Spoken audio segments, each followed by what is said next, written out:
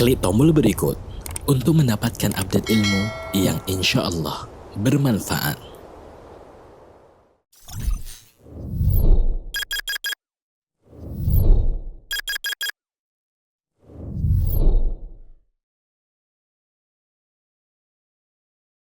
Bahkan untuk hambanya. Mungkin pembukaannya sedikit saja, Ustaz. Jadi mungkin nanti kita lebih akan banyak tanya jawabnya, biar kita lebih interaktif juga. Fadil Ustaz, bismillah. Masya Allah. Silahkan dimulai Ustaz. Barakallahu fikum.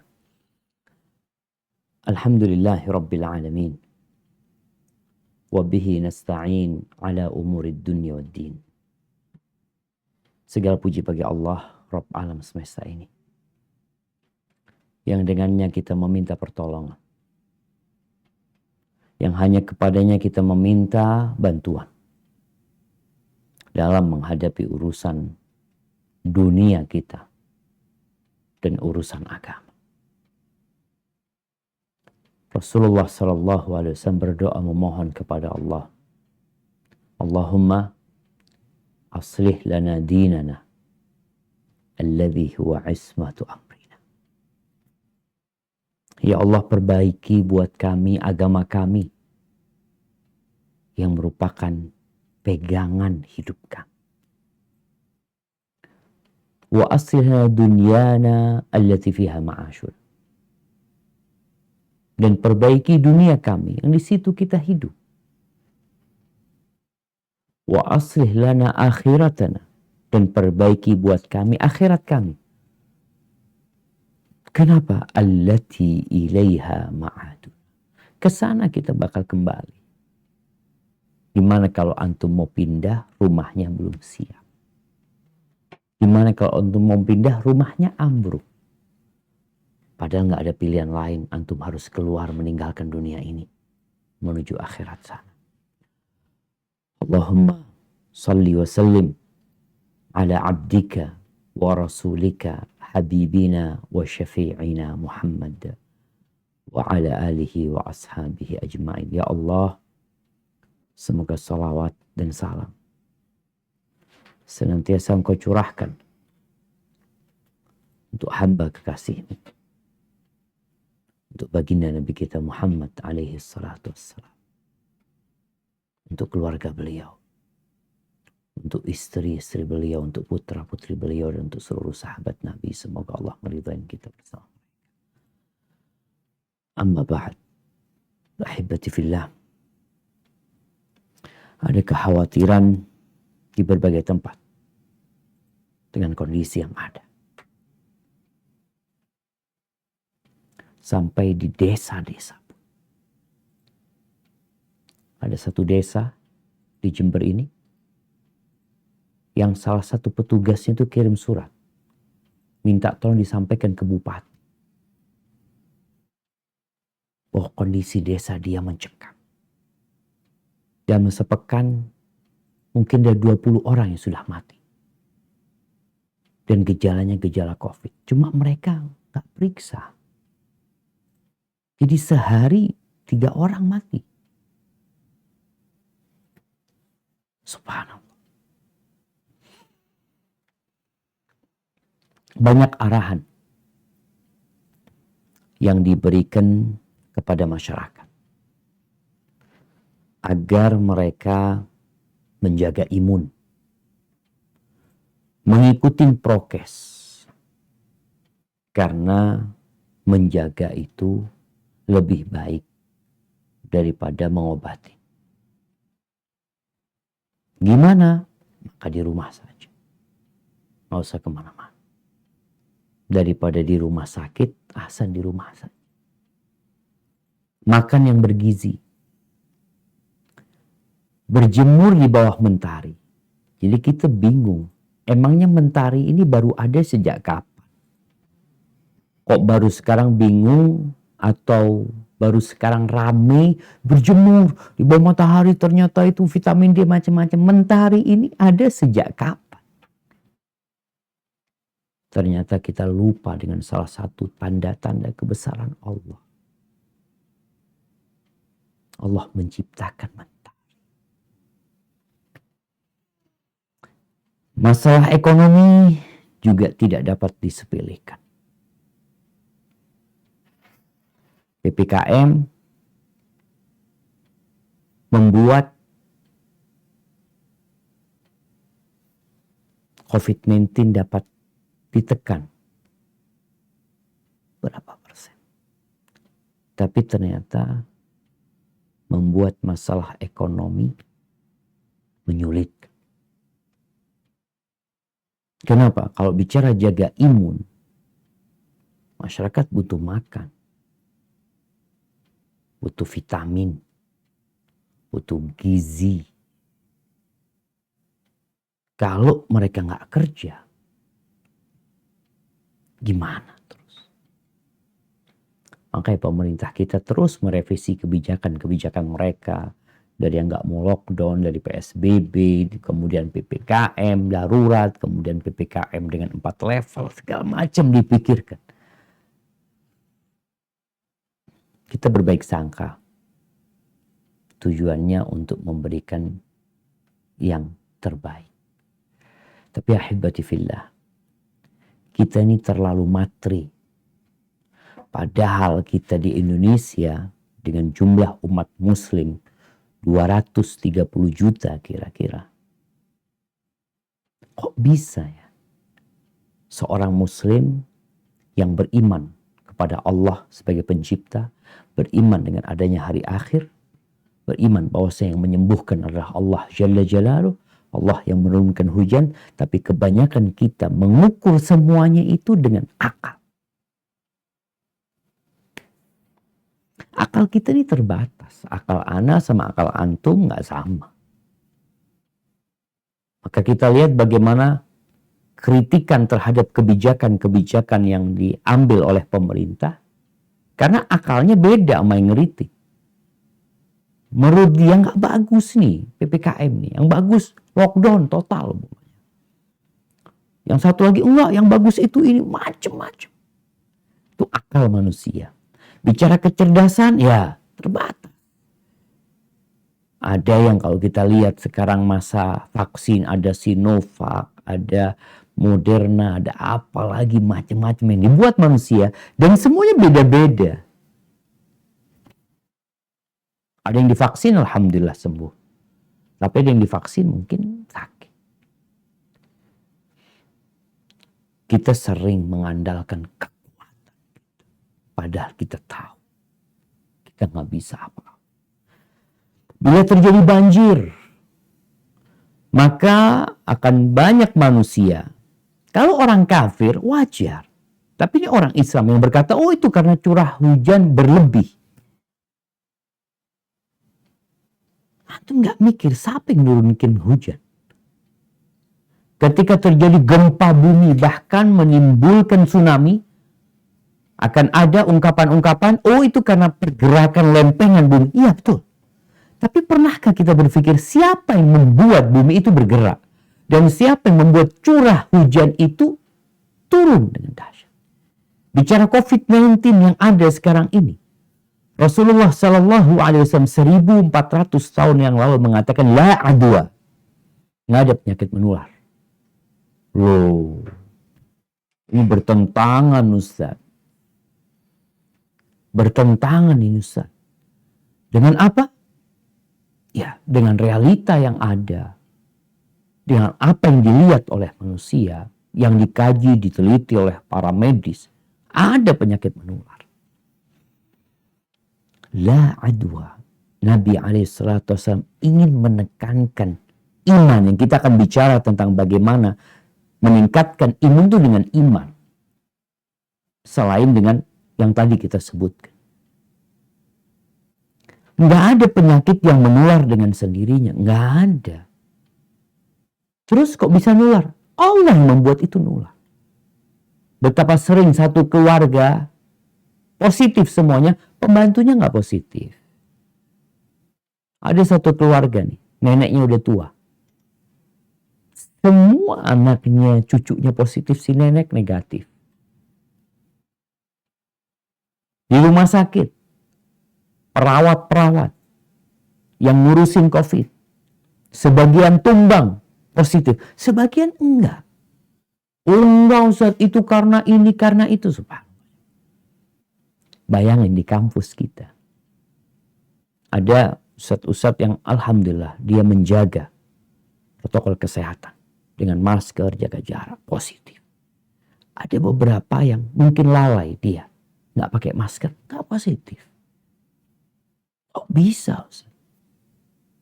La adwa. Penyakit itu menular karena Allah yang mengizinkan dia untuk pindah. Allah memberikan izin kepada tuh COVID-19 untuk pindah.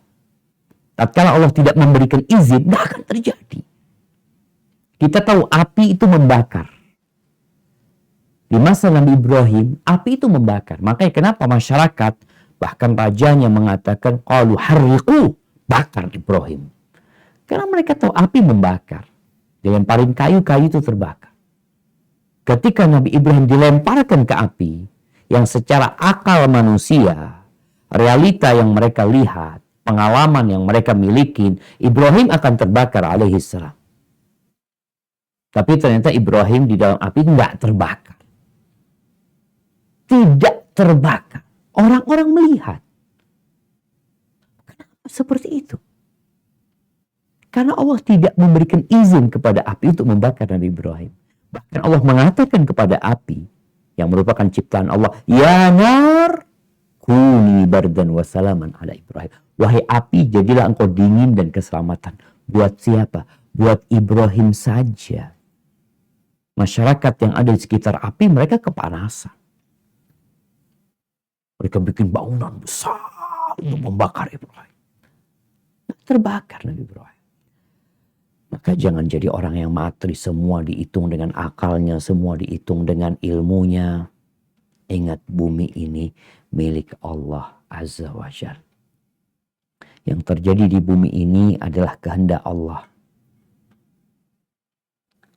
Nabi SAW mengatakan wa'alam. Nih, satu ilmu yang harus dimiliki oleh setiap muslim. Mungkin kita nggak dapat nih ilmu di doktoral. Nggak dapat. Orang PhD di mana nggak dapat nih ilmu. Ini ilmu dari Nabi SAW. Beliau mengatakan dalam hadis riwayat Tirmidzi, wa'alam. Ketahuilah. Ini ilmu ambil. Annal ummata law ijtama'at ala an yadurruka bi syai' lam yadurruk illa bi syai'in qad katabahu Allahu 'alaik. Andai kata seluruh umat manusia, seluruh negara-negara adidaya berkumpul, bersatu, melakukan konspirasi untuk memberikan bahaya kepadamu, mereka nggak akan bisa, tidak akan mampu memberikan bahaya kepadamu. Kecuali sesuatu yang sudah Allah tetapkan. Dan sebaliknya, kalau mereka hendak memberikan bahaya, memberikan manfaat kepada kita semuanya, seluruh bangsa Indonesia, seluruh dokter yang berada di penjuru dunia berkumpul untuk ngobatin dirimu supaya engkau survive selamat dari COVID-19 ini. Lam yanfa'u. Mereka nggak akan bisa ngasih manfaat kepada. Nggak bakalan bisa. Ustaz, ini obatnya canggih, nggak bakalan. Kecuali Allah memberikan izin. Karena kita berada di kerajaan Allah. Ahibati fillah, maka menjaga imun itu tidak hanya dengan makan yang bergizi. Dengan olahraga yang cukup, berjemur di bawah mentari, namun kita perlu meningkatkan keimanan. Keimanan ini akan melahirkan keamanan dan kedamaian. Sehingga kita tenang. Kita hidup nggak panik. Dulu ada dokter yang ngasih tahu sama anak. Dia ngomong, ya Allah alam, ini ilmunya dokter tuh. Apa sih yang menyebabkan orang itu sariawan? Sariawan itu menunjukkan imun kita lagi lemah. Anak tanya, apa sih yang menyebabkan orang itu sariawan? Kata dokter, stres. Ya. Kebanyakan penyakit itu disebabkan stres. orang-orang tatkala panik dengan kondisi pandemi ini,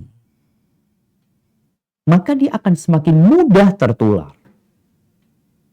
Akan semakin mudah ketika dia flu. Yang biasanya bertahun-tahun dia flu biasa. Tapi sekarang panik, oh jangan-jangan COVID, jangan-jangan ini, jangan-jangan. Jangan apa? Maka ingat, hari ini kita akan berbincang tentang bagaimana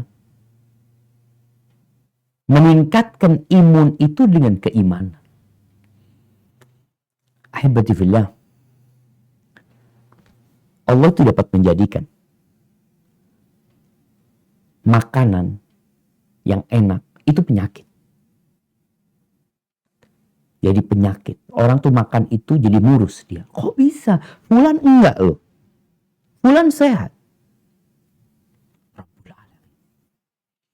Ana tadi membaca sebuah pertanyaan yang cukup menggetarkan hati. Anak ini bertanya kepada majelis fatwa. Dia bertanya, dia ngomong, Ana minta maaf kalau pertanyaan Ana nyeleneh. Dia mengatakan, kalau Ana membaca sejarah perjalanan hidup Nabi SAW bersama para sahabatnya, kita mendapatin para sahabat ini kuat-kuat. Nabi SAW kuat. Bagaimana beliau bisa sholat malam? Bagaimana para sahabat Nabi bisa sholat malam sampai hampir fajar? Mereka bisa berpuasa di tengah terik matahari. Mereka bisa bertahan makan 1 butir kurma sehari dalam perjalanan. Mereka bisa kuat seperti itu. Sedangkan kalau kita membaca ilmu pengetahuan modern, itu dikatakan orang itu harus makan daging ya. Tiap pekan itu paling nggak sekali makan daging atau makan ikan untuk sumber protein ya. Dia perlu mungkin perlu tidur yang cukup, paling tidak sehari itu 8 jam sehari. Kita melihat hidupnya para sahabat Allah. Nabi SAW 2 bulan berturut-turut kompornya nggak hidup, nggak masak tuh. Makan kurma sama air. Kok bisa kuat mereka? Sedangkan kita kok jadi lemah? Bangun malam nggak bisa. Makanan padahal, sudah diukur ini proteinnya sekian, kalorinya sekian, lemaknya sekian, tambah lagi minum suplemen ya yang mereka minum ini, ada lagi yang minyak ikan, ada yang minyak ikan hiu, ada yang minyak ini, segala macam. Tapi masih lemah. Nggak seperti para sahabat Nabi.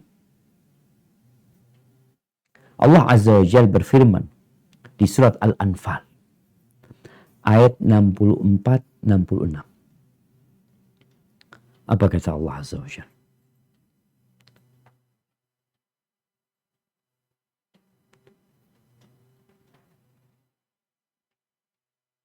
Hafal 65, baca ayat 65. Nah, ayat 65, 66. Fadhal.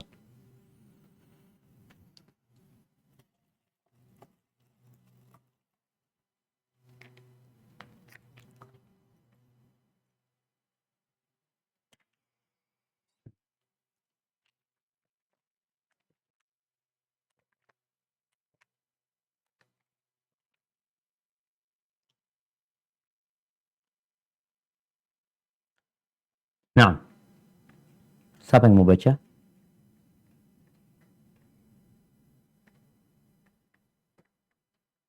Sebentar Ustaz, ini suaranya nggak masuk, sebentar.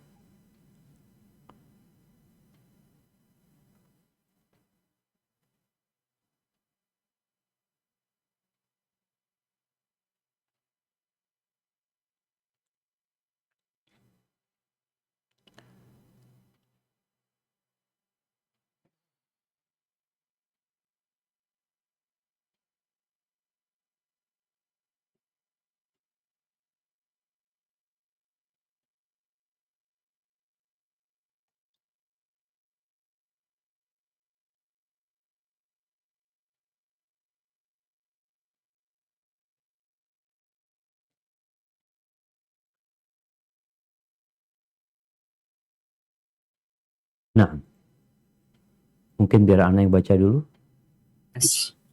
atau udah siap? Sudah Ustadz. Tafadhol. 65 ya. 65, 66. Tafadhol. أعوذ بالله من الشيطان الرجيم بسم الله الرحمن الرحيم يا أيها النبي حرض المؤمنين على القتال إن يكن منكم 20 صابرون يبلغوا 200 وإن يكن منكم 100 يبلغوا 1000 من الذين كفروا 200 يبلغوا 1000 من الذين كفروا بأنهم قوم لا يفقهون الآن خفف الله عنكم وعلم أن فيكم ضعفا فإن يكن منكم 100 صابرة يغلبوا 200 وإن يكن منكم 1000 يغلبوا 2000 بإذن الله Wallahu ma'as sabirin. Hai Nabi, kobarkanlah semangat para mukmin untuk berperang. Jika ada 20 orang yang sabar di antara kamu, niscaya mereka dapat mengalahkan 200 orang musuh. Dan jika ada 100 orang yang sabar di antaramu, mereka dapat mengalahkan 1000 daripada orang-orang kafir. Disebabkan orang-orang kafir itu kaum yang tidak mengerti. Sekarang Allah telah meringankan kepadamu dan Dia telah mengetahui bahwa padamu ada kelemahan. Maka jika ada di antaramu 100 orang yang sabar, niscaya mereka dapat mengalahkan 200 orang. Dan jika di antaramu ada 1000 orang yang sabar, niscaya mereka dapat mengalahkan 2000 orang dengan seizin Allah. Dan Allah beserta orang-orang yang sabar. Barakallahu fikum. Subhanallah jemaah. Bayangin ya, di awal Islam, satu orang sahabat itu mampu melawan 10 orang kafir. 1 lawan 10. Disebutkan ishruna sabirun. 20 orang yang sabar. Bukan yang gagah. Bukan. Bukan yang sehat. Nah, ishruna sabirun. 20 orang yang bersabar. Wasabar ini kalau bicara dari keimanan, kata Ali bin Abi Thalib, sabar itu bimanzilatir ra's minal iman, seperti kepala. Sabar itu. Nggak ada kepalanya, iman itu ambruk orang. Kalau ada 20 orang yang sabar, yaghlibu mi'atain. 20 lawan 200. Tapi setelah itu, Allah tahu ada kelemahan. Ya, Allah ringankan. Gimana? 1 lawan 1? Enggak. 1 lawan 2. Jadi 1 orang beriman, perbandingannya itu 2 orang kafir. Catatannya, dia harus sabar. Dia punya keimanan. 1000 lawan 2000. Ahibati fillah. Maka di sini dijelaskan ada keberkahan yang Allah berikan kepada umat, kepada para sahabat Nabi yang dahulu. Makanannya sedikit tapi berkah buat mereka. Tidurnya mungkin nggak banyak tapi berkah buat mereka. Barakah ini artinya tetapnya sebuah kebaikan dari Allah SWT dan berkembang, tumbuh. Urwah bin Zubair ketika mendengar cerita dari bibinya Aisyah Ummul Mukminin radhiyallahu taala anha, marra hilalun thumma hilalun thumma hilal, berlalu rembulan, lalu datang rembulan selanjutnya, lalu pergi datang rembulan selanjutnya, walam yuqad fi baiti Rasulillah sallallahu alaihi wasallam nar. Di rumah Nabi kompornya nggak hidup. Nggak hidup. Makan apa? 2 bulan. At-tamru wal ma'. Kurma sama air. Makanya usahakan kita punya kurma di rumah kita. Sebagai makanan, ya kurma juga sumber kalori ya, yang perlu. Tapi nggak makan daging, nggak makan sayur, nggak makan lainnya. Kuat ya. Karena ada berkah di apa yang dimakan. Sedangkan kita kadang-kala makan banyak, bergizi, nggak berkah. Kenapa nggak berkah? Karena ada masalah dengan keimanan kita. Maka ahibati fillah, cara menjaga imun kita dengan keimanan adalah dengan menjalankan perintah Allah dan menjauhi larangannya. Rasul SAW itu, beliau mampu puasa 3 hari 3 malam berturut-turut. 3 hari 3 malam gak makan gak minum. Puasa nih ya. Nyambung, namanya wisol. Mungkin sekarang orang dosa gak mungkin. Ketika iman seorang hamba kuat, gak ada yang tidak mungkin, jamaah. Perang Badar 313 ngelawan 1000 orang. Yang 313 makannya jangan ditanya. Apa adanya. Mereka gak berani menyembelih onta mereka karena buat kendaraan. Yang orang kafir Quraisy 1000 tentara tiap hari potong 10 ekor onta. Kuat mereka secara fisik. Tapi menghadapi 300 kabur. Ada apa? Ada kekuatan di dalam diri para sahabat. Yaitu dengan keimanan. Coba kita jaga sholat duha. Jaga sholat duha. Rasul SAW mengatakan, kullu sulama ala ibni Adam sadaqah. Semua sendi, kita ini punya sendi. Tubuh kita ini ada 360 sendi disebutkan. Setiap sendi-sendi kita itu wajib disodakoin. Bayar antum. Dengan sedekah. Sebelum antum bayar oksigen. Berapa antum beli oksigen? Tabung kecil itu sejam habis.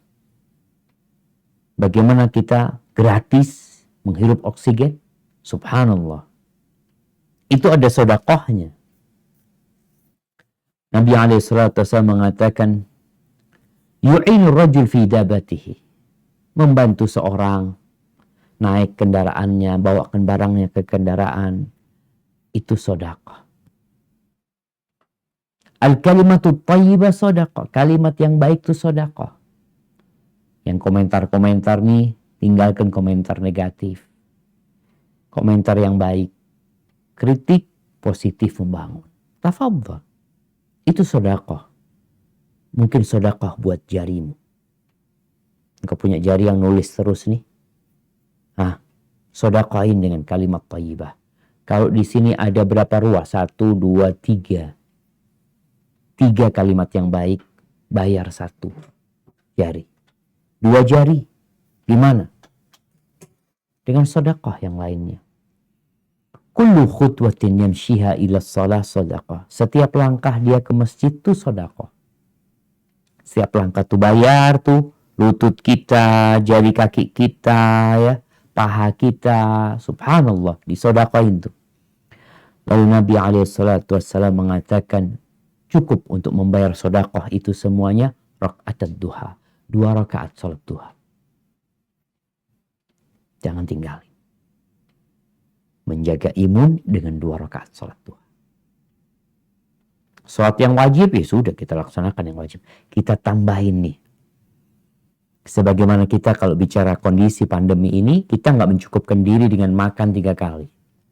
Oke, makan 3 kali biasa Ustadz memang. Tapi kondisi pandemi ini jangan. Kau harus tambahin. Ana Masya Allah dapat kiriman banyak vitamin, multivitamin, suplemen, minuman ini, minuman itu. Semuanya dalam rangka menjaga imun tubuh kita. Ada tambahan. Begitu pula dengan ibadah kita. Tambahin nih. agar kita mendapatkan perlindungan dari Allah Azza wa Jalla dengan mensodaqain semua jari-jari sendi-sendi yang ada di tubuh kita. Yang kedua, setelah melaksanakan ketaatan, memperbanyak ketaatan, salah satunya sholat duha adalah hindarin dosa.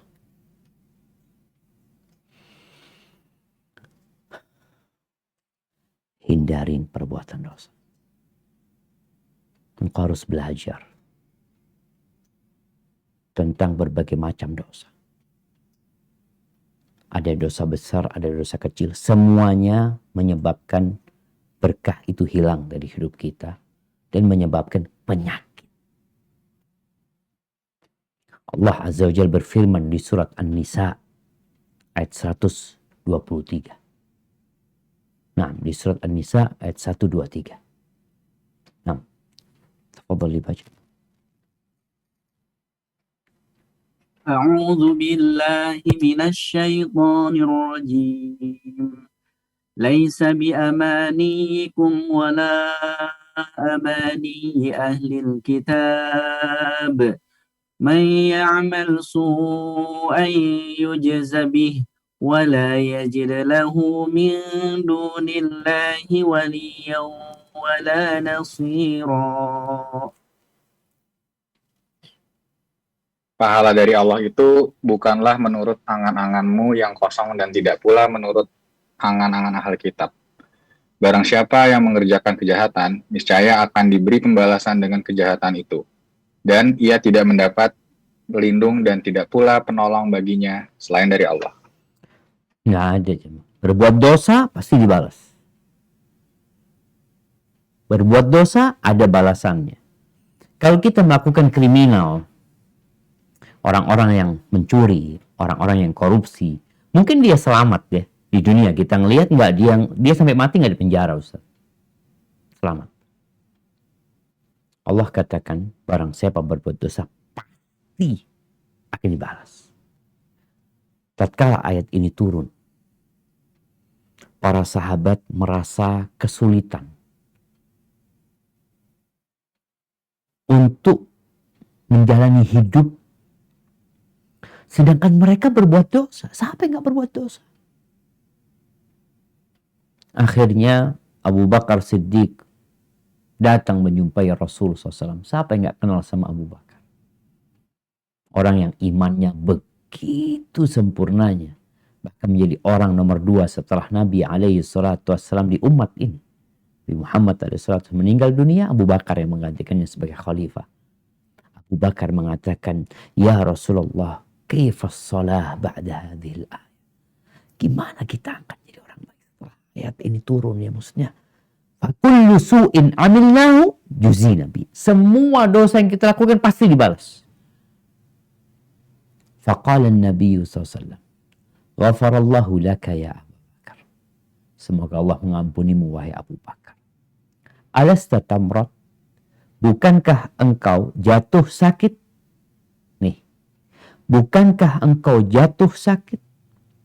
Alasta tansab? Bukankah engkau payah? Badannya nggak enak, capek-capek? Alasta tahzan? Bukankah engkau merasa sedih? Alasta tusibukal la'wa? Bukankah engkau ditimpa oleh petaka-petaka? Qala bala. Iya ya Rasul. Fahuwa ma tujzauna bi. Itu balasan buat dosa-dosa kalian. Jadi kita harus sadar bahwa di antara penyebab kita sakit itu dosa kita. Di antara penyebab bencana yang menimpa kita di diri kita, di keluarga kita adalah dosa. Dosa ini menyebabkan tubuh jadi lemah. Abdullah bin Abbas radhiyallahu ta'ala anhuma dalam sebuah athar, dia menuturkan, inna lil hasanati lanuran fil qalbi. Sesungguhnya perbuatan baik itu menjadi cahaya di hati. Wadiya'an fil wajhi, menjadi wajahnya cerah, menyenangkan. Wasa'atan fil rizki, rizkinya luas. Wa quwwatan fil badani, dan kekuatan di badan seorang. wa mahabbatan fi qulubil khalqi, dan cinta di hati makhluk. Wa inna lisayyi'ati lasawadan fil wajhi. Adapun perbuatan dosa itu akan mewariskan kehitaman di dalam wajah. Wa dhulmatan fil qalbi, dan kegelapan di dalam hati. Wa wahnan fil badani, badannya jadi lemah. Lemah. Pernah ngelihat orang ini sehat badannya nggak bisa sholat malam? Gimana engkau? Nggak bisa sholat malam. Masya Allah, dia sehat, olahraga tiap hari, lari 2 kilo, 5 kilo. Masjid 50 meter dari rumahnya, nggak bisa berangkat dia. Lemah kakinya itu. Gara-gara dosa. Orang biasa puasa Senin Kemis, dia nggak mampu. Lemah. Dosa. Wa bughdan fi qulubil khalqi, dan kebencian di hati manusia. Maka ahibati fillah, kita tidak menentang penemuan medis di mana orang perlu istirahat cukup. Ya, di dalam agama kita juga dikasih tahu bahwasanya badan kita punya hak, mata kita punya hak. Tapi perlu diketahui ada hak Allah di sana yang kita perlu penuhi juga. Tinggalkan perbuatan dosa. Makanya Al-Imam Ibnul Qayyim rahimahullahu ta'ala, subhanallah, bagaimana beliau menjelaskan tatkala umat Islam berperang menghadapi Romawi. Bayangin pada masa itu ya. Romawi itu negara adidaya yang canggih persenjataannya, penataan tentaranya. Ketika perang Yarmuk, jumlah umat Islam itu cuma 50.000 kira-kira. Yang dihadapi sampai 200.000 tentara Romawi. Itu yang 200.000 jadi takut cuma sama yang 50.000. Kenapa? Ada perang Ghazwatu Dzatis Salasil bersama Persia. Itu tentara Persia. Bagaimana komandannya mensiasati agar tentaranya tidak kabur menghadapi umat Islam. Mereka itu dirantai. Jadi tentaranya itu pakai rantai, jadi nggak bisa lari sudah. Tapi karena mereka takut, akhirnya tambah kacau. Lemah perbuatan dosa. Bagaimana umat Islam bisa menguasai Mesir, bisa sampai ke Persia, Irak, Iran, ya, Azerbaijan terus yang dibawa kekuasaan Persia pada waktu itu, sampai ke Romawi, Syam semuanya. Bisa bayangin mereka itu makannya apa sih? Mereka mengkonsumsi minyak ikan atau apa suplemen, maafi. Kurma satu kadang-kala buat 1 orang seharian. Tapi ada kekuatan iman. Mereka jauh dari dosa. Allah jaga. Maka jaga diri kita dari perbuatan dosa. Allah yang akan jagain kita dari virus COVID-19. Dengan izin Allah Azza wa Jal. Abu Talib At-Tabari, salah satu ulama, dia itu naik perahu. Bersama beberapa orang naik perahu. Umurnya pada waktu itu dikira-kira 70 tahun. Ketika perahu itu kan kalau besar, kapal itu nggak bisa sampai ke daratan. Tetap di air. Biasanya orang itu akan basah-basah. Turun basah dia. Abu Talib At-Tabari ini ketika sudah nggak bisa jalan lagi, ada jarak antara air dengan daratan. Abu Talib ini umur 70 tahun loncat ya. Itu anak-anak muda yang bersama beliau. Ini loncat nggak bisa, kejebur mereka. Lalu mereka bertanya, "Kaifa stata'ta wa mastata'?" Ini anak muda tanya, gimana engkau mampu? Kita nggak mau. Gimana engkau bisa? Kita nggak bisa. Wa anta syaikhun kabir. Engkau sudah sepuh sebenarnya. Faqala Abu Talib mengatakan, hadhi a'dha. Raga ini, hafidnaha fis sighar. Ketika kita masih muda, ketika kita masih kecil, kita jagain dari perbuatan dosa. Fahafidhahallah alaina fil kibar. Allah yang jagain tubuh kita tatkala kita sudah tua. Maka perbanyak istighfar. Menjaga imun dengan memperbanyak istighfar. Karena kita tahu lemahnya imun kita ternyata salah satu penyebabnya dosa tadi. Bukan karena kita nggak mengkonsumsi multivitamin, enggak. Salah satu penyebabnya juga dosa. Oleh karena itu Allah Azza wa Jalla berfirman di surat Hud ayat 52. Istighfar ini, memohon ampun kepada Allah, bertobat kepada Allah Azza wa Jalla, ternyata menyebabkan Allah ngasih kekuatan. Bukan makanan tadi jemaah. Kita kadang-kadang minum vitamin tapi nggak tambah kuat. Oh, terjadi kontradiksi di tubuh kita atau ini itu macam-macam. Tapi kita istighfar atas dosa yang kita lakukan, Allah baikin tuh kekuatan kita. Apa kata Allah di surat Hud ayat 52? A'udzu billahi minasy syaithanir rajim. وَيَا قَوْمِ اسْتَغْفِرُوا رَبَّكُمْ ثُمَّ تُوبُوا إِلَيْهِ يُرْسِلِ السَّمَاءَ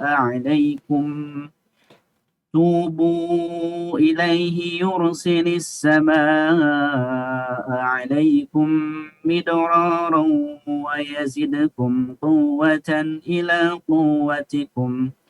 إلى قوتكم ولا تتولوا مجرمين.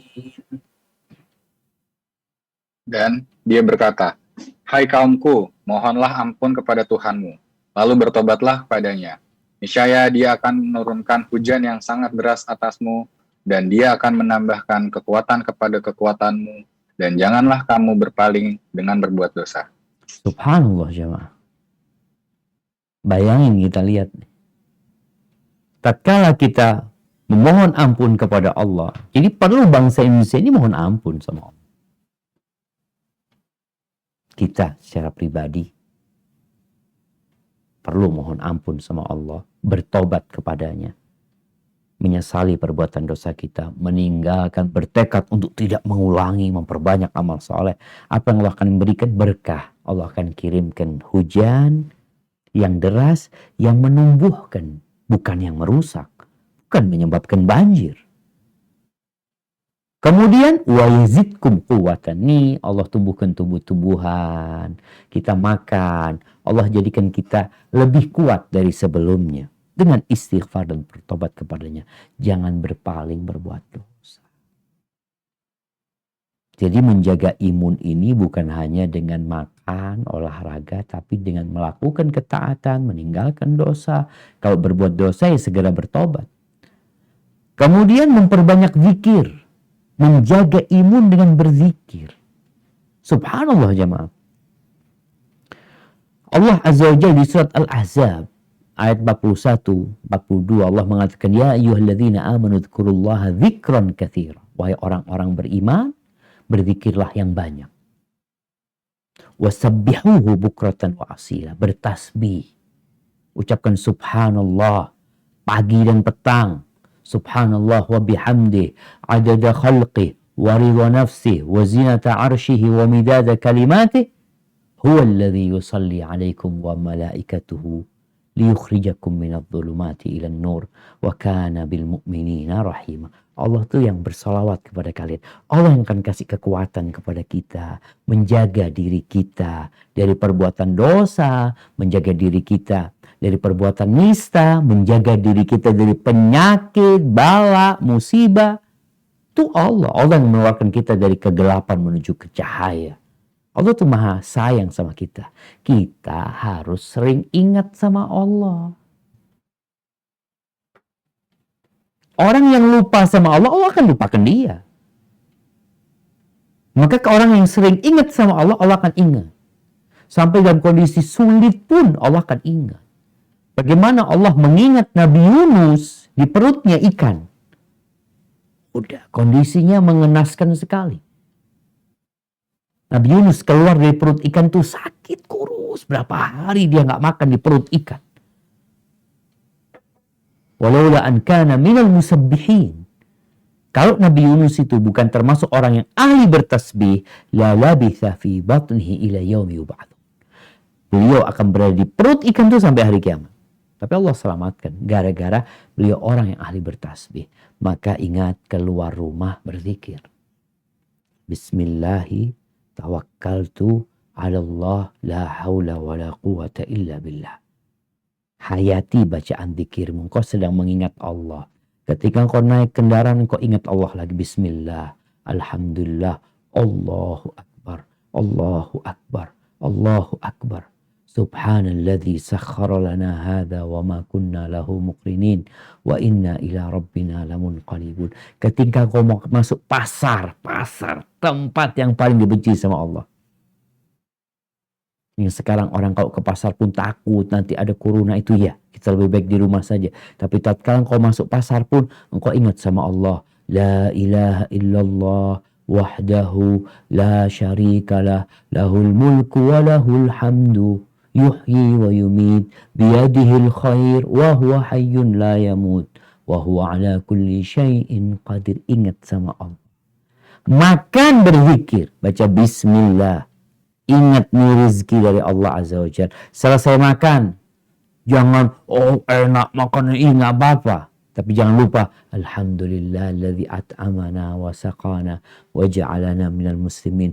Engkau mau tidur malam pun berzikir, bangun tidur pun berzikir. Terus kita berzikir. Ibnu Qayyim rahimahullahu ta'ala mengatakan, az-zikru yu'ti dzakir quwwah. Zikir itu, mengingat Allah akan memberikan kepada pelakunya kekuatan. Imun. Hatta innahu la yaf'al ma'a dzikri ma lam yadhun fi'lahu biduni. Sampai dia akan mengira dia dapat melakukan sesuatu dengan zikir yang kalau nggak zikir dia nggak akan bisa melakukan. Kita dapat melihat beliau mencontohkan dengan Ali bin Abi Thalib ya. Bersama Fatimah binti Muhammadin nih. Dua orang susah hidupnya. Sebagian kita mungkin dengan COVID-19 susah hidupnya. Nggak ada pembantu. Kenapa? Karena pembantu Ustadz nggak boleh sudah. Kita isoman. Semua dilakukan sendiri di rumah. Oke, makanan ada alhamdulillah. Vitamin ada. Jangan lupa mengingat Allah Azza wa Jalla. Berzikir ketika engkau di rumah. Supaya engkau nggak semakin lemah. Ada orang gimana anak hidup sana biasa ada pembantu ini tuh ya. Sekarang nggak perlu. Fatimah binti Muhammadin radhiyallahu ta'ala anha. Dia pernah datang menjumpai ayahnya tapi nggak ketemu. Ngomong sama Aisyah. Dia ingin pembantu. Karena tangannya Fatimah itu kasar. Dia ngurusin anaknya yang masih kecil-kecil ya. Sendirian. Suaminya nggak bisa beli tepung, apalagi roti yang bisa ya gandum, dia tumbuk sendiri, giling sendiri, diadon sendiri, dibikin roti. Masih banyak urusan yang harus dia kerjakan. Akhirnya dia ingin pembantu. Dia datang kepada ayahnya. Ayahnya nggak ada. Malam hari ayahnya dikasih tahu sama Aisyah. Maka datang ke rumahnya Fatimah. Ini Ali sama Fatimah sedang tiduran. Mereka mau bangun, kata Nabi SAW, ala rislikumah. Tetap kalian di tempat kalian. Nabi duduk di antara Fatimah sama Ali. Sampai Ali merasakan dinginnya telapak kaki Nabi SAW di dadanya. Apa kata Nabi SAW? Afala adullukuma. Kalian mau nggak aku kasih tahu yang lebih baik dari pembantu? Pembantu ini tambahan kekuatan. Mau nggak kalian aku kasih tahu yang lebih baik dari pembantu? Idza ataituma madji'akuma. Kalau kalian mendatangi tempat tidur kalian udah mau tidur, maka bertasbihlah 33 kali. Bertahmidlah 33 kali. Bertakbirlah 34 kali. Itu 100 lebih baik dari pembantu. Maka jangan berhenti berzikir. Allah akan berikan kekuatan kepada kita. Makanya kalau Muslim ini kemana-mana mengingat Allah Azza wa Jalla, Allah akan ingat dia. Tatkala dia susah, Allah akan mengingat dirinya. Kemudian jamaah yang selanjutnya berbuat baik, membantu orang lain. Apalagi kondisi pandemi seperti ini, banyak orang-orang yang membutuhkan bantuan kita, kita bantu mereka. Ini termasuk sarana untuk menguatkan imun kita. Lu masa bisa Ustaz? Iya. Rasul sallallahu alaihi wasallam mengatakan sana'iul ma'ruf taqi masari as-su'. Perbuatan-perbuatan membantu orang lain, berbuat baik kepada orang lain itu menyelamatkan kita dari bencana-bencana yang buruk. Dari mati-mati yang buruk. Wal afat, menyelamatkan kita dari penyakit-penyakit. Wal halakat, dari bencana-bencana. Rawahu Tabrani.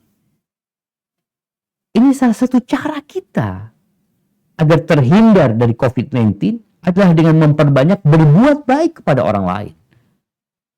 Kita ketika punya obat, punya vitamin, punya ini, berbagi sama orang lain. Berpikir, oh ana mau minum, ana mau kasih fulan, nanti gimana ana? Tubuh ana, antum kasih sama fulan. Berbagi sama fulana. Allah akan berikan kekuatan kepada antum. Dijaga dari penyakit. Dijaga dari bencana. Ahibati fillah. Kemudian yang terakhir, berdoa dan bertawakal kepada Allah. Bagaimana Nabi SAW berdoa. Mengatakan, Allahumma inni a'udzubika minal baras wal junun wal judham wa sayyi'il asqam. Ya Allah, aku meminta kepadamu perlindungan. Minta doa. Dari baros, dari penyakit yang putih itu ya. Dari gila, stres, berlindung dari Allah. Berlindung kepada Allah dari penyakit gila. Karena ada orang stres gara-gara COVID bunuh diri. Wal judham, mustah. Wa min sayyi'il asqam, dan dari penyakit-penyakit yang buruk semuanya berlindung. Rawahu Abu Dawud. Baca a'udzu bikalimatillahi tammat min syarri ma khalaq. Ya Allah, berlindung dengan kata-katamu yang maha sempurna dari semua kejahatan yang Engkau ciptakan. Yang diciptakan Allah Azza wa Jalla. Pagi baca 3 kali, sore baca 3 kali. Kemudian setelah memperbanyak doa, serahkan sama Allah. Tawakal. Jangan panik. Yakin kalau penyakit ini akan menimpa ana, akan datang kepada ana. Tetap kita jaga protokol kesehatan, tapi engkau harus yakin yang memindahkan itu penyakit Allah Azza wa Jalla. Maka katakan seperti yang dikatakan oleh Nabi Ibrahim tatkala dilemparkan ke api. Hasbunallah wa ni'mal wakil. Cukup Allah. Allah sebaik-baiknya pelindung kita. Hada wallahu a'lam bissawab. Itu yang dapat Anda sampaikan pada kesempatan kali ini. Kurang lebihnya mohon maaf. Mungkin Anda kembalikan ke moderator. Jazakumullah khair.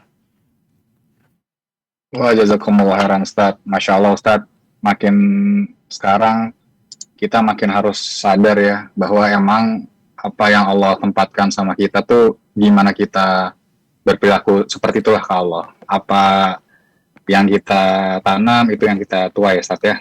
Nah. Masya Allah. Kita juga harus berbuat baik untuk menguatkan imun dari diri kita pribadi masing-masing, apalagi bisa membantu sesama saudara-saudara yang membutuhkan. Ustadz, ini insya Allah ada beberapa pertanyaan yang sudah masuk. Mungkin kita bahas dari yang sudah yang masih berkaitan dengan materi. Ustadz, ini ada pertanyaan pertama mungkin yang pembahasan itu tentang pekerjaan Ustadz. Zaman sekarang kan banyak yang kerjaannya itu banyak yang berubah, banyak yang mengikuti perkembangan zaman. Ada salah satu pertanyaan nih Ustadz dari yang paling umum. Ana seorang desainer interior Ustadz. Apabila ada pihak bank yang memesan desain dan produksi interiornya, apakah diperbolehkan? Ataukah ini termasuk tolong-menolong dalam keburukan? Jazakallah khairan wa barakallahu fikum Ustaz. Barakallahu fikum. Nah, ahibati fillah. Allah Azza wa Jal mengatakan wa ta'awanu 'alal birri wat taqwa wa la ta'awanu 'alal itsmi wal 'udwan. Hendaklah kalian saling tolong-menolong. Saling tolong-menolong. Dalam apa? Dalam kebaikan dan ketakwaan. Dan jangan saling tolong-menolong dalam perbuatan dosa dan permusuhan. Kalau bicara, ya kita mendesain sebuah bank riba yang kita tahu tempat itu akan jadikan tempat transaksi yang dibenci sama Allah Azza wa Jalla. Bahkan Allah mengumumkan peperangan kepada pelaku yang melakukan riba tersebut. Atau tempat maksiat lainnya. Kita mendesain bar, tempat kemaksiatan yang dibenci sama Allah. Mendesain tempat karaoke yang di situ laki perempuan. Ya sudahlah, kita tahu bagaimana kondisi seperti itu. Kita malah, anak nggak ada urusan sama mereka. Anak hanya membuatkan ini, membuat tempat itu jadi indah, menarik. Bukankah ada peran darimu untuk membuat tempat yang dibenci sama Allah jadi menarik buat orang lain? Maka jangan membantu mereka. Alhamdulillah banyak kerjaan yang lain. Kalau dikatakan ya seorang muslim itu memilih pekerjaan. Terkadang sebagian kita terkena penyakit namanya istibta.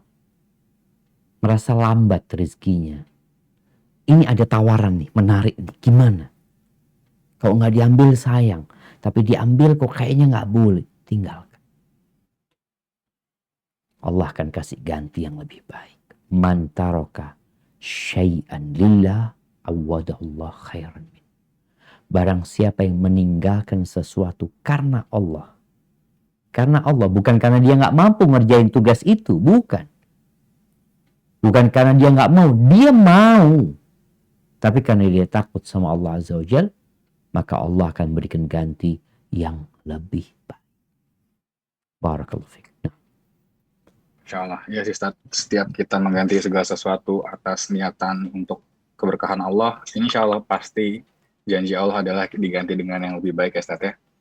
Ya.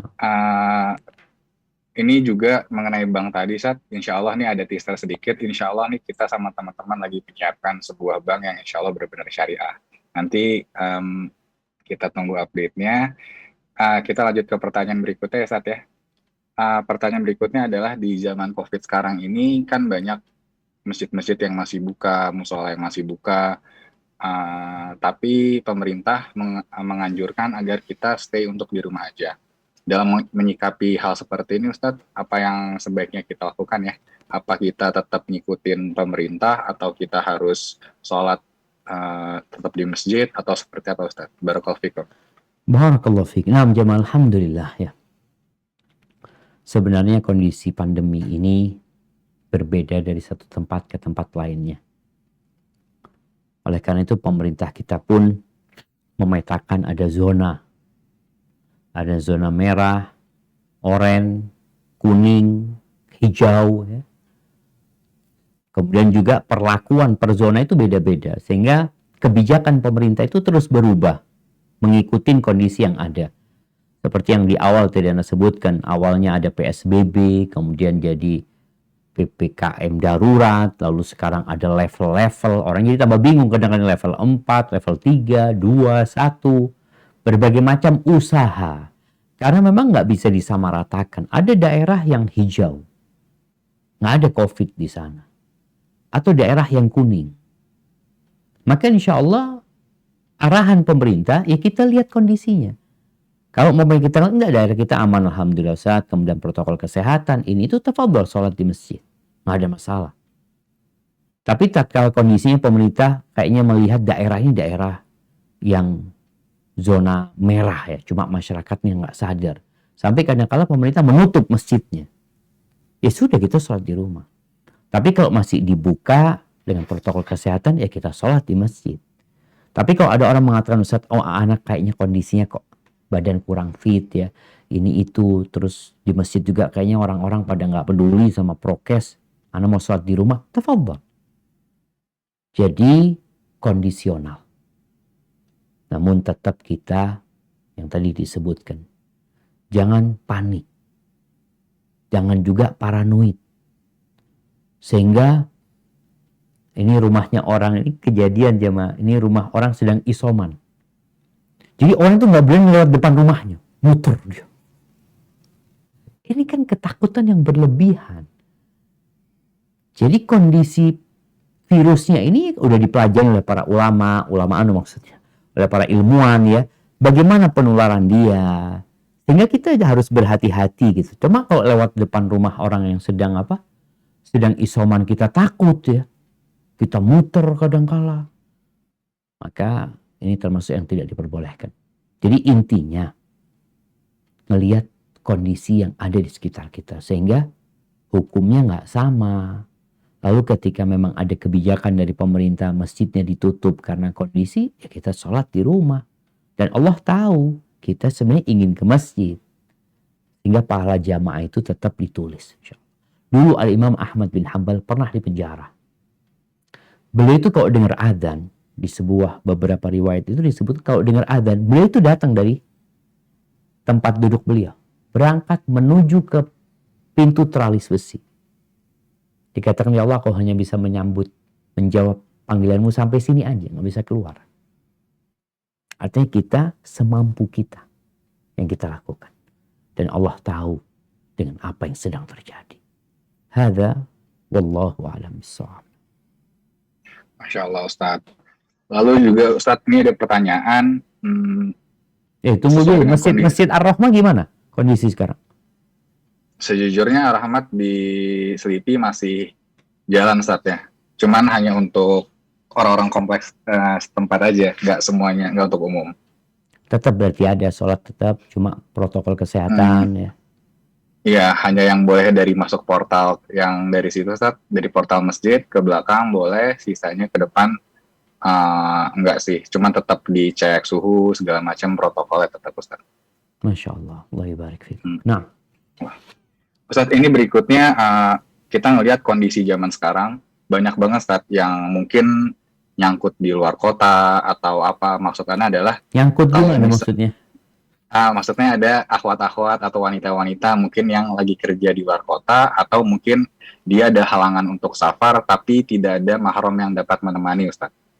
Kalau misalnya kondisinya seperti ini, apa boleh seorang akhwat tersebut bisa diantarkan oleh taksi kah atau apa dalam menyikapi situasi yang agak rumit seperti sekarang gini Ustadz? Untuk hal-hal seperti ini, apa ya yang harus kita sikapi sebagai seorang muslim yang baik Ustaz? Nah, subhanallah.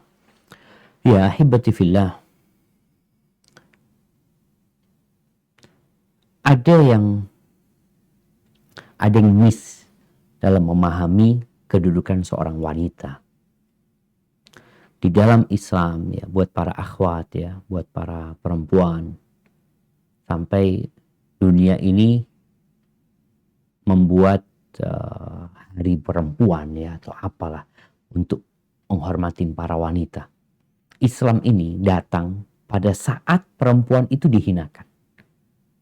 Pada saat perempuan itu tidak memiliki hak. Sampai menceraikan dirinya nggak bisa dia. Dibuat mainan sama suaminya dahulu. Warisan nggak dapet. Ya. Ketika datang Islam, maka wanita diangkat derajatnya. Sebagai seorang ibu, dia 3 kali lebih daripada bapak. Sebagai seorang istri, lelaki yang terbaik adalah yang paling baik sama istrinya, kata Nabi SAW. Sebagai seorang anak perempuan, maka anak-anak perempuan itu bagaimana tatkala dididik dengan baik oleh orang tuanya, dapat menyelamatkan orang tuanya dari api neraka. Laki-laki diwajibkan mencari nafkah buat para istri. Jadi ada pembagian tugas yang sangat baik. Di masa sekarang kan kadang-kala enggak. Anak perempuan dipaksa bekerja untuk memenuhi kebutuhan keluarga. Bahkan kalau mau berhenti, mau resign, orang tuanya bingung gimana nanti makan. Seakan-akan anak ini dipekerjakan sama orang tuanya. Dipekerjakan, dieksploitasi. Yang katanya untuk menghormati wanita, bukan. Engkau sedang mengeksploitasi anakmu untuk bekerja. Dan na'udzubillah, ada orang tua yang mengeksploitasi anaknya jadi pelacur tuh anaknya. Orang tuanya tahu. Na'udzubillah min dzalik. Di antara penghormatan Islam buat wanita yang masuk penjagaan untuk martabat seorang wanita, dia nggak boleh safar kecuali sama mahram. La tusafirul mar'atu illa ma'adhi mahram. Bukan keluar rumah ya, tapi safar. Melakukan punya kecuali dengan mahramnya. Sehingga kalau nggak ada mahram, dia nggak boleh safar. Namun kalau kondisinya darurat, ya tafadhol, mau gimana lagi. Ketika kondisinya memang nggak memungkinkan dia safar. Namun ada catatan, dia nggak boleh kalau dikatakan berduaan sama supir taksi di dalam mobil. Kok berduaan dengan dia? Padahal tidaklah laki-laki dengan perempuan berduaan, berkholwat. Tidak ada orang lain melainkan setan yang ketiganya. Sehingga bagi para wanita yang terpaksa harus safar tanpa mahram umpamanya, maka hendaklah dia di pendampingan orang-orang yang bisa dipercaya, bukan berduaan. Hadza wallahu a'lam. Masya Allah Ustadz. Iya sih ya, kalau darurat kita mau bilang apa lagi, cuman sebisa mungkin kita tetap menghindari ya Ustadz ya. Nah, Ustadz, ini untuk selanjutnya kan makin kesini dalam pandemi ini tingkat stres makin meningkat Ustadz. Banyak yang pengangguran, maksudnya pengangguran makin tinggi karena kondisi perekonomian Indonesia juga lagi kurang baik. Terus juga orang-orang pada dibalikin ke rumah yang anak-anak pesantren. Tapi hal ini nggak selalu berimpak positif gitu Ustadz. Ada survei yang membuktikan juga malah karena suami dan istri udah banyak dikumpulin di rumah, tingkat perceraian malah makin tinggi Ustadz. Walaupun di satu sisi yang lain, tingkat pernikahan pun juga makin tinggi. Ada nggak sih Ustadz amalan khusus atau doa khusus yang disukai Allah mungkin seperti ya muqallibal qulub, sabit qalbi dinik, atau apa yang bisa menyelamatkan kita dan teman-teman yang juga ikuti kajian ini bisa terhindar dari hal-hal semacam ini Ustaz. Masya Allah. Nah, barakallahu fiik. Ya, ahibati fillah. Kondisi ekonomi yang sulit. Terkadang kita itu bergantung kepada pekerjaan. Kerja. Gimana kalau di PHK? Gimana kalau PPKM nggak bisa kerja? Karena kalau datang dari rumah orang tua malam hari Jember ini, itu kayak kota mati Jember. Gelap. Tadi malam itu gelap banget. Alhamdulillah ada purnama ya. Kelihatan purnama itu jelas sekali. Karena kondisi kotanya gelap gulita. Mau tidak mau tuh pekerja yang biasa bekerja di toko itu nggak kerja. Yang punya toko, ya mungkin dia punya ya simpanan yang cukup. Tapi yang kerja memang harian dia mendapatkan gaji. Bagaimana dia akan hidup? Sedangkan kalau bicara bantuan dari pemerintah terbatas. Ketahuilah bahwa rizki itu bukan hanya dengan bekerja. Pintu rizki itu banyak. Salah satunya istighfar. Minta ampun sama Allah. Jadi ketika kondisimu aku di rumah aja Ustaz di PHK. Atau aku di rumah saja karena isoman.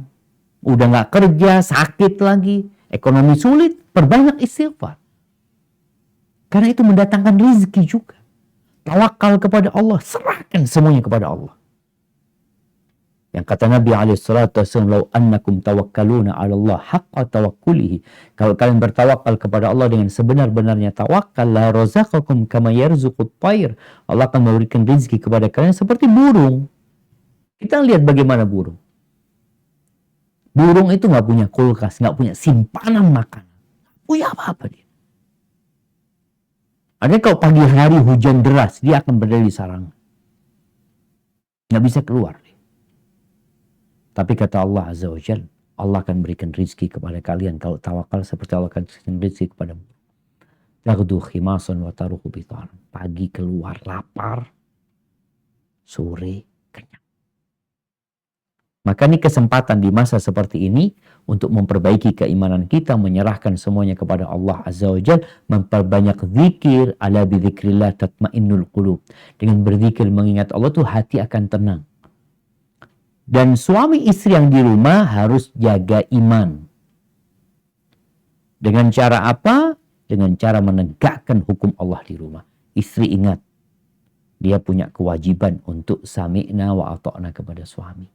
Suami ingat, dia punya kewajiban untuk bermuamalah dengan istrinya dengan cara yang patut.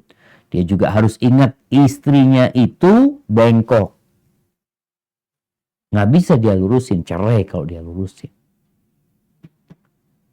Maka tatkala suami istri ini meningkatkan keimanan dengan belajar, dengan berusaha untuk saling memahami tugas dan kewajiban, bicara anak-anak yang di rumah, bagaimana sang suami memberikan arahan-arahan yang baik kepada istrinya, bersabar menghadapi semua itu. Intinya jemaah, kita kalau nerima takdir Allah, hidup kita akan nyaman. Mau gimana sekarang? Ana di PHK, ya udah mau gimana? Ana WFH Ustaz, ya Allah Ustaz, di rumah nggak bisa kerja.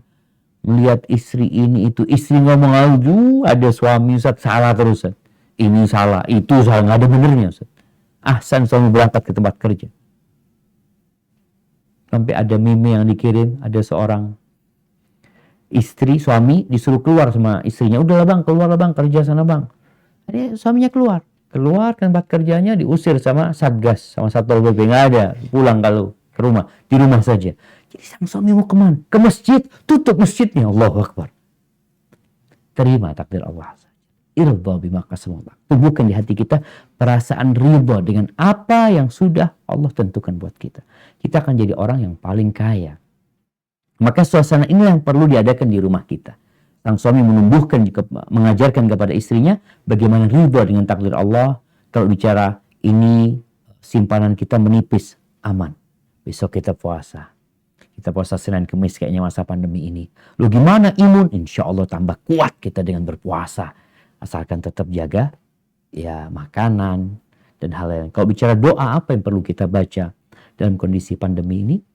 Ya tiap pagi tetap baca doa Nabi SAW. Allahumma inni as'aluka ilman nafi'an wa rizqan tayyiban wa amalan mutaqabbala. Ya Allah, aku mohon kepadamu ilman nafi'an, ilmu yang bermanfaat.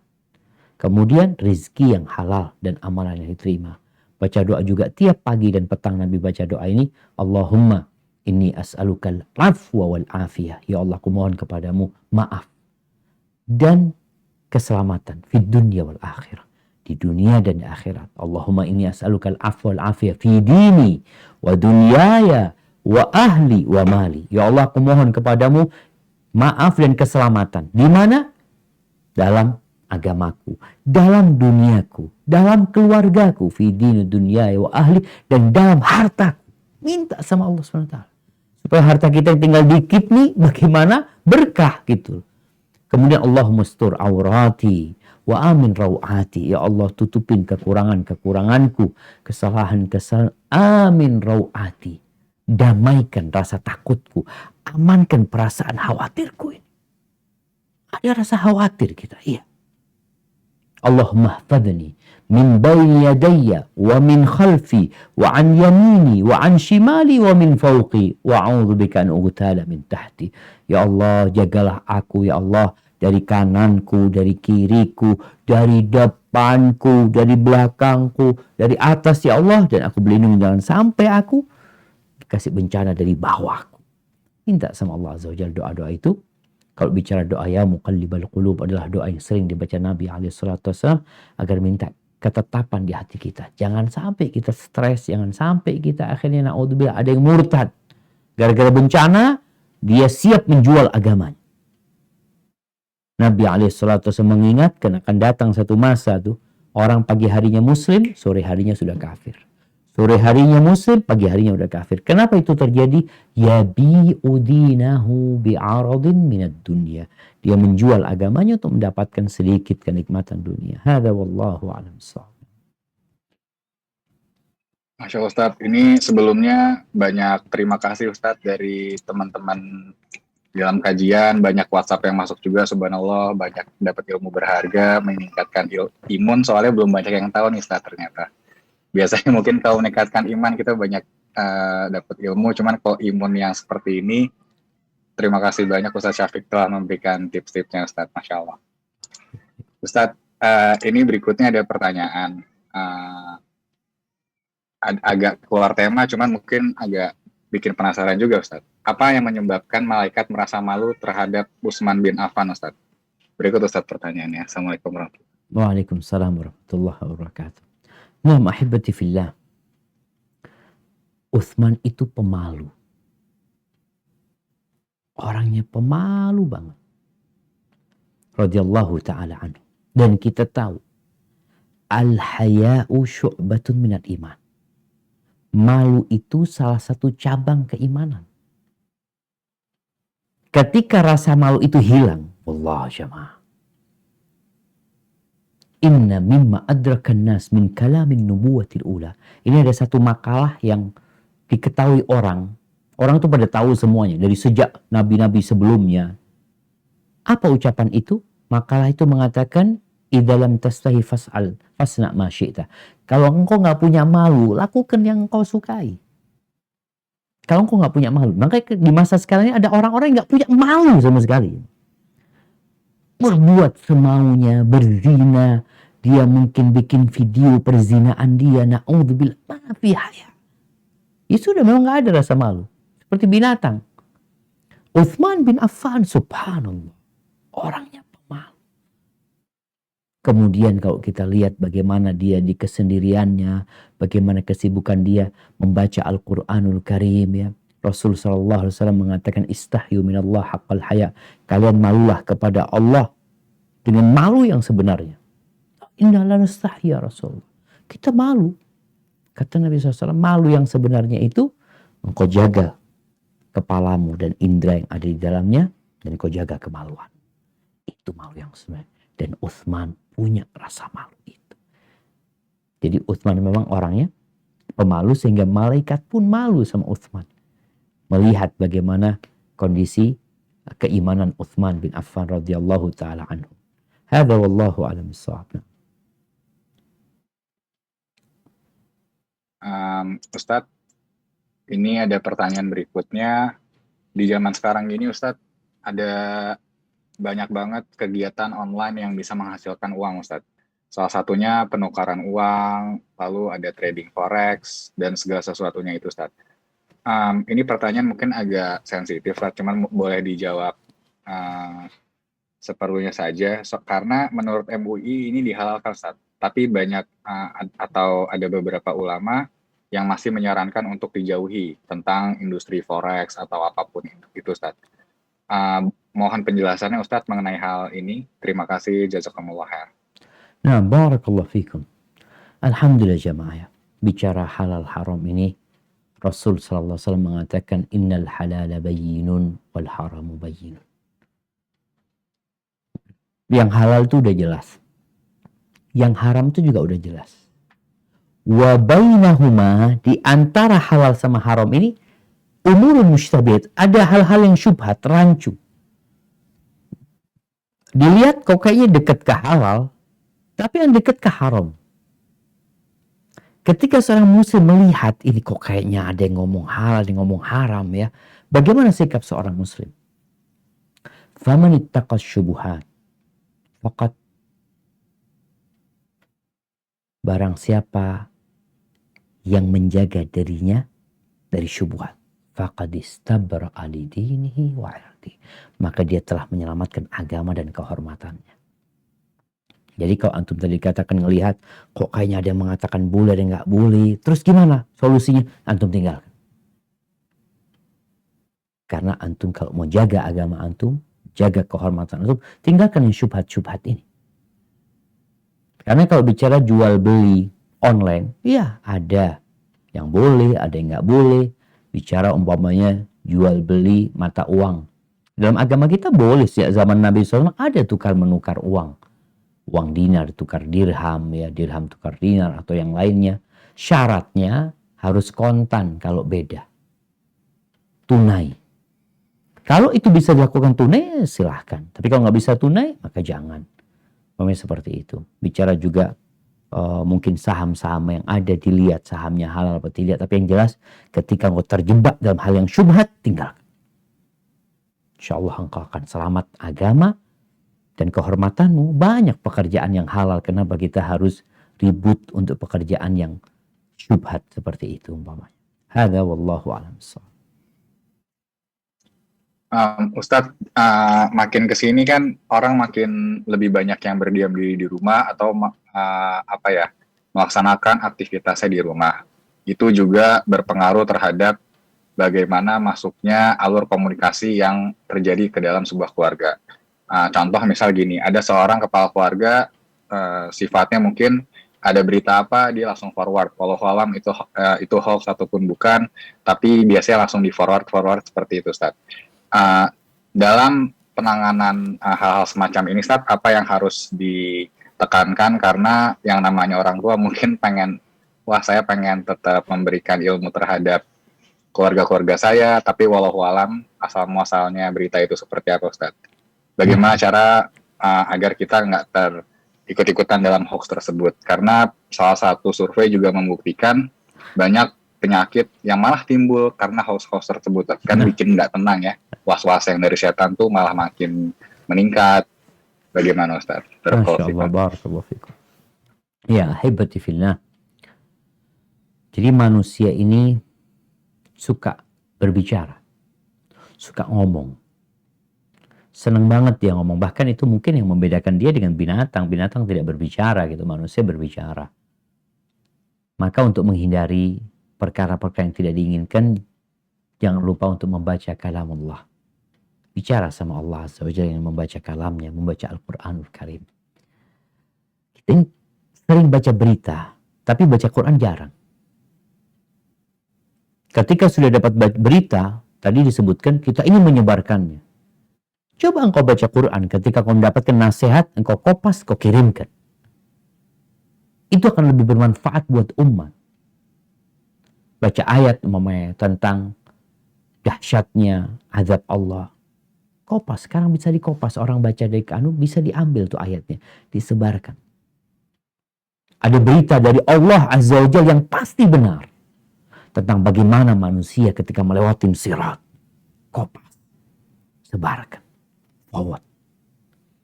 Tapi kalau sekedar berita yang tadi dikatakan tidak jelas sumbernya, kalau berita itu benar pun kita perlu melihat apakah berita ini perlu disebarkan atau tidak.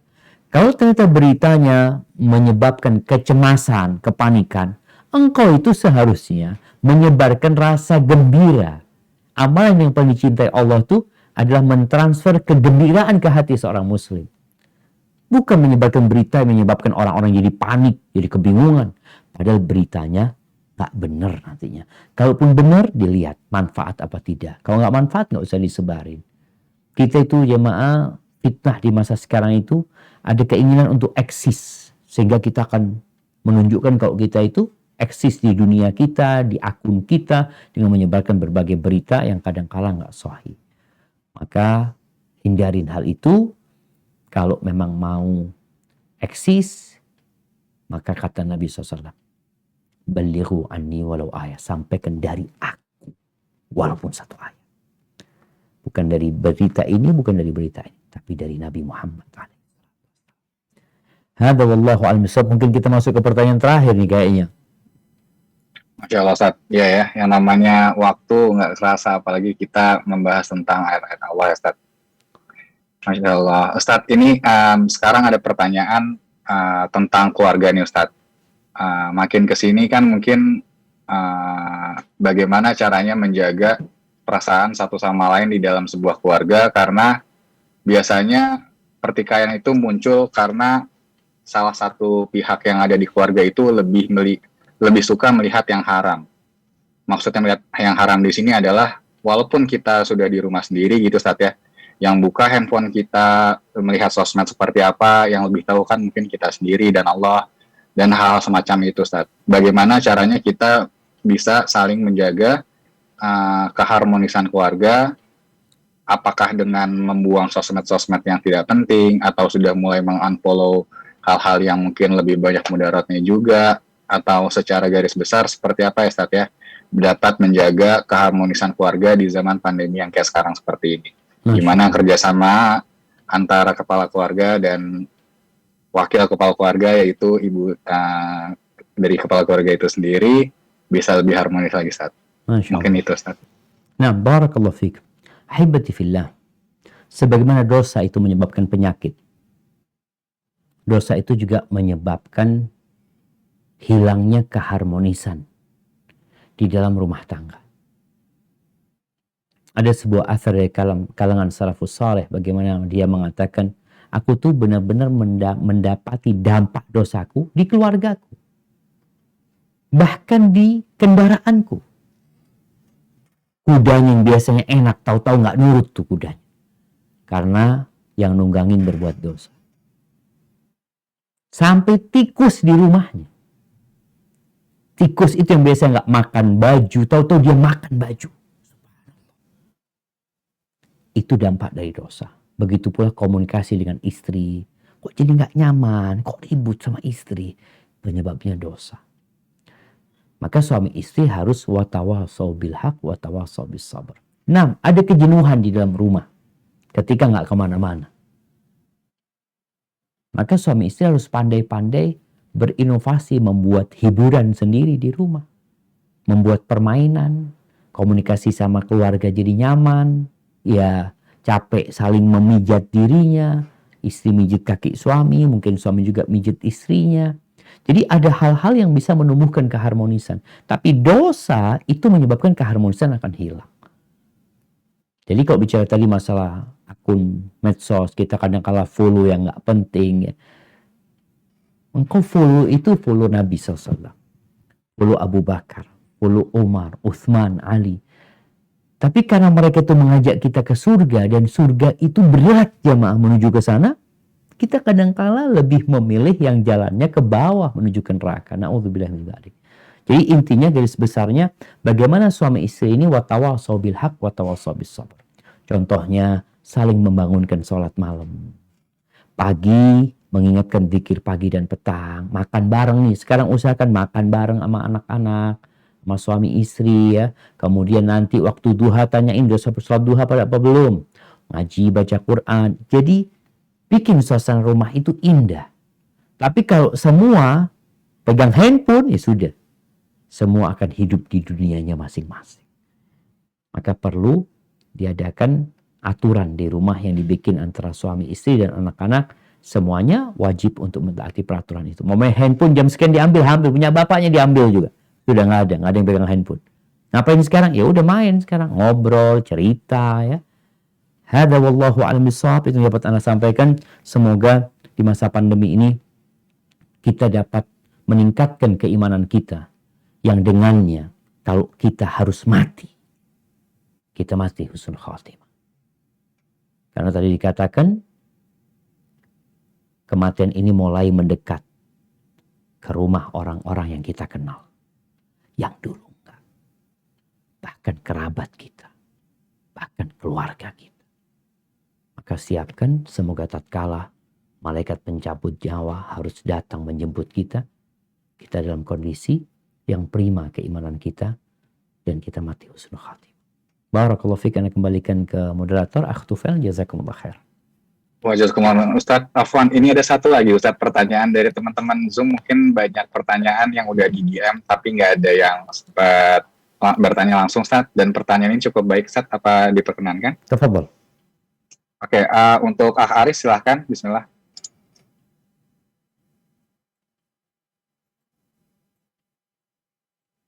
Assalamualaikum Ustaz. Waalaikumsalam warahmatullahi wabarakatuh. Apa Ustaz? Ahlan wa sahlan. Mana video Oke, antum? tadi seperti yang Ustaz jelaskan, penyakit menular itu tidak ada Ustaz. Kemudian kalau seperti itu berarti kita berarti nggak perlu misalnya ada PPKM. Kan kalau kalau memang nggak menular ya sudah. Kalau itu udah Allah kehendaki, berarti nggak perlu lah kita sampai jaga jarak kalau memang sudah Allah yang tentukan seperti itu Ustaz. Afwan Ustaz. Apakah seperti itu Ustaz? Nah. Ya, ahibati fillah. Jadi kalau bicara la adwa, maksudnya itu tidak ada penyakit yang menular dengan sendirinya. Penyakit itu menular dengan izin Allah Azza wa Jalla. Tapi ada jenis-jenis penyakit yang memang menular. Secara medis pada waktu Nabi SAW menyebutkan hal itu, ada sahabat yang bertanya, ya Rasulullah, gimana dengan onta-onta yang sakit? Kalau dia dikumpulkan dengan yang sehat jadi sakit. Berarti kan nular kan? Nabi SAW bertanya, siapa yang membuat yang pertama sakit? Allah. Begitu pula yang kedua. Sedangkan bicara sebab, kita laksanakan sebabnya. Nabi SAW menyebutkan bahwasanya onta yang sakit nggak boleh dikumpulkan sama yang sehat. Ini bicara tadi karantina. Ada dalam Islam. Nabi SAW mengatakan, firra minal majdum, firaraka minal asad. Engkau hindari orang yang, larilah dari orang yang kena kusta sebagaimana engkau lari dari singa. Jadi sebab-sebab itu perlu dilakukan. Tapi ingat, penyakit itu tidak menular dengan sendirinya. Ini bicara tauhid, bicara keimanan. Allah telah menentukan penyakit ini bisa menular, iya. Tapi nggak menular dengan sendirinya.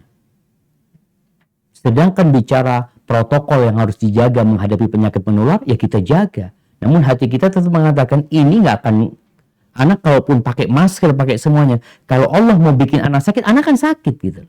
Itu harus ada di diri seorang muslim. Jadi kalau dikatakan PPKM, protokol kesehatan, pakai masker, ya kita lakukan. Itu sebab duniawi. Tapi bicara keyakinan, itu penyakit dapat pindah kalau Allah mengizinkan.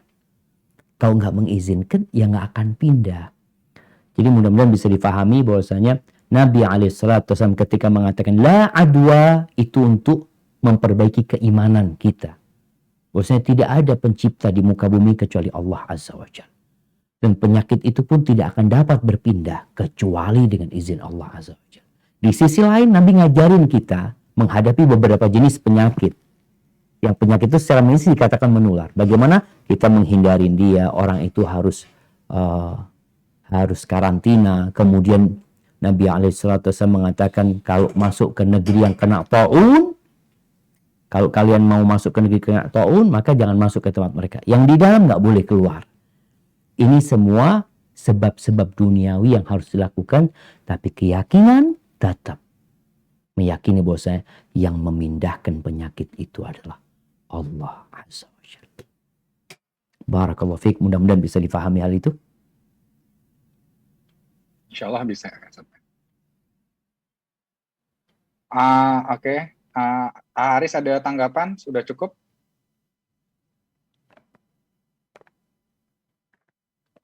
Ana rasa udah cukup Ustaz ya.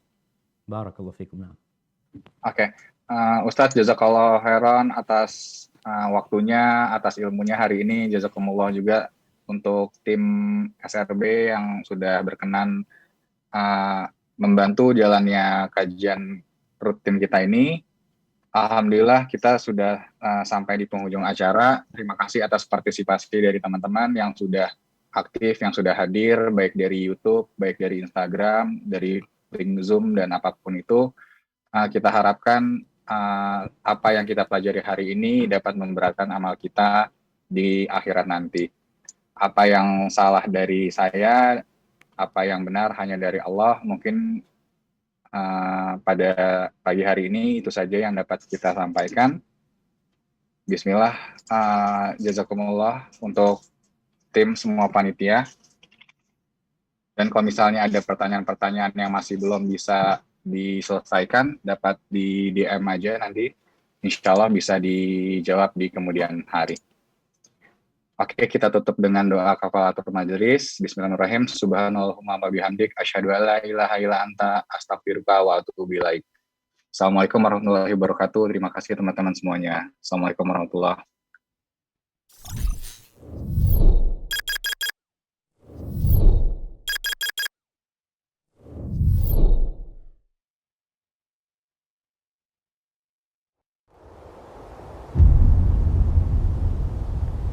Klik tombol berikut untuk mendapatkan update ilmu yang insya Allah bermanfaat.